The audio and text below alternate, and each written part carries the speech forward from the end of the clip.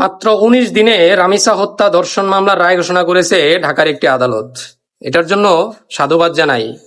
এই বিচারহীনতার দেশে একটা বিচার যদি কার্যকর হয় তাহলে হয়তো আমরা একটু সান্ত্বনা পাবো, আমরা বাংলাদেশে অপরাধ হয়তো কিছুটা কমে যাবে। এখনো পর্যন্ত যে সমস্ত মামলা 2018-19 সাল 2015 সালের ধর্ষণ হত্যা মামলার রায় এখনো পর্যন্ত আপিল বিভাগে শুনানির জন্য অপেক্ষায় আছে, এই সমস্ত মামলাগুলো যদি সামনের দিকে নিয়ে এসে শুনানি শেষ করে রায়গুলো কার্যকর করে দ্রুত ব্যবস্থা গ্রহণ করে তাহলে হয়তো বাংলাদেশে এই ধর্ষণ এবং হত্যা যে প্রবণতা, এটা অপরাধগুলা প্রবণতা অনেকটা কমে যাবে বা হবেই না। এখন দেখেন এই রামিসা হত্যা মামলার রায় কার্যকর কতদিনে হয়, রায় কার্যকর না হওয়া পর্যন্ত আমরা বিশ্বাস করতে পারতাছি না, আদালতের উপরে আস্থা রাখতে পারতাছি না। কারণ শিশির মনিরের মতো আইনজীবীরা যদি আবার এই মামলার আসামি পক্ষের আইনজীবী হইয়া উচ্চ আদালতে আপিল করে, তখন এই মামলার ব্যাপারে অবশ্যই আমাদের সন্দেহ করতে হবে।